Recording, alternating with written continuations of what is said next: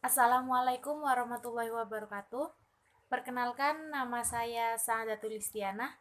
Di sini saya akan menjelaskan poin ketiga dan keempat dari tema kita, yaitu tentang membaca kritis buku ilmiah. Pengertian membaca.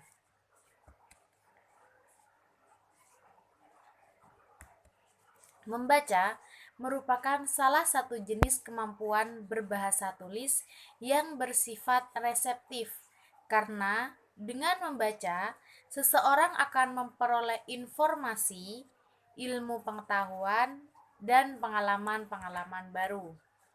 Terlebih lagi, dalam aktivitas membaca semakin penting karena setiap aspek kehidupan melibatkan kegiatan membaca. Nah, semua yang diperoleh melalui bacaan itu akan memungkinkan orang tersebut mampu mempertinggi daya pikirannya, mempertajam pandangannya, dan memperluas wawasannya. Dan kegiatan membaca ini mempunyai 3 komponen dalam proses membaca. Nah, 3 komponen ini yaitu recording, decoding, dan meaning. Komponen recording merujuk kepada kata-kata yang diasosiasikan ke dalam bunyi-bunyi sesuai dengan sistem tulisan yang digunakan. Penyanding atau decoding merujuk kepada proses menerjemahkan rangkaian grafis kata-kata. Dan meaning menitik beratkan pada pemahaman anak kepada bacaan. Nah, membaca merupakan sistem pengetahuan dasar, dibuktikan dalam Zhou tahun 2018 yang menyatakan bahwa membaca merupakan kegiatan untuk memperoleh informasi. Darmuki dan kawan-kawan tahun 2015 menyatakan bahwa membaca buku referensi akan membantu para pembaca untuk meningkatkan keterampilan berbahasa. Nah, berdasarkan pendapat-pendapat tersebut, dapat disimpulkan bahwa pengertian membaca merupakan keterampilan berbahasa dengan melafalkan kumpulan kata-kata yang dirangkai menjadi sebuah kalimat agar memperoleh informasi, pengetahuan yang tinggi, dan berwawasan luas. Juga dapat memperkaya perbendaharaan makna dan meningkatkan kecerdasan. Nah, oleh karena itu, membaca itu penting sebab perlu ada upaya pembentukan kemampuan dan kebiasaan membaca agar mampu mengembangkan secara mandiri pengetahuan dan keterampilan untuk mencapai tujuan pendidikan. Nah, poin keempat yaitu tujuan membaca. Nah, tujuan membaca secara umum yaitu memperoleh informasi. Namun, secara khusus tujuan membaca yaitu: pertama, menemukan informasi. Kedua, menemukan gagasan utama. Ketiga, menemukan organisasi bacaan.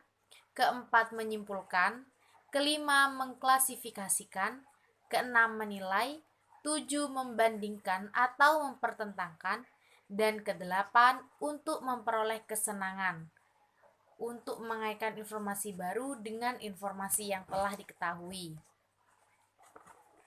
Sukirno menyebut tujuan membaca adalah untuk memperoleh kesenangan, untuk mengaitkan informasi baru dengan informasi yang telah diketahui, untuk memperoleh informasi laporan tertulis ataupun lisan.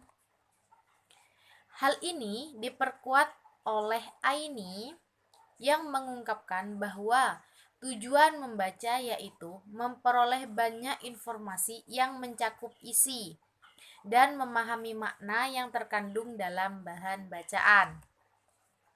Nah, dengan membaca, seseorang dapat membuka cakrawala wawasan dan menambah ilmu pengetahuan dan memperluas pengetahuan. Nah, berdasarkan pendapat di atas, dapat disimpulkan bahwa tujuan membaca yaitu dapat memperoleh kumpulan informasi yang terdapat pada bacaan tersebut, mampu memunculkan pandangan yang luas, mempertajam daya ingat, mampu berpikir secara cepat dan kritis.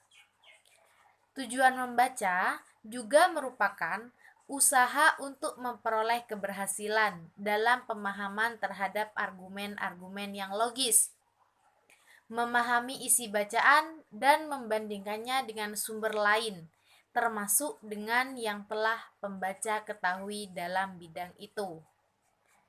Pembaca juga boleh menerima atau menolak ide dalam bacaan.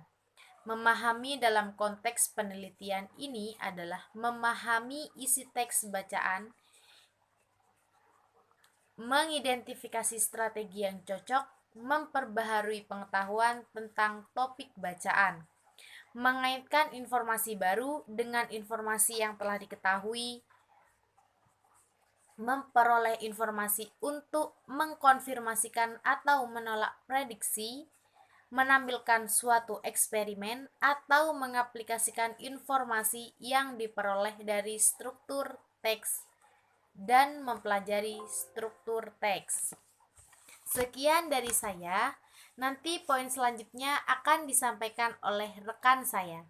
Wassalamualaikum warahmatullahi wabarakatuh.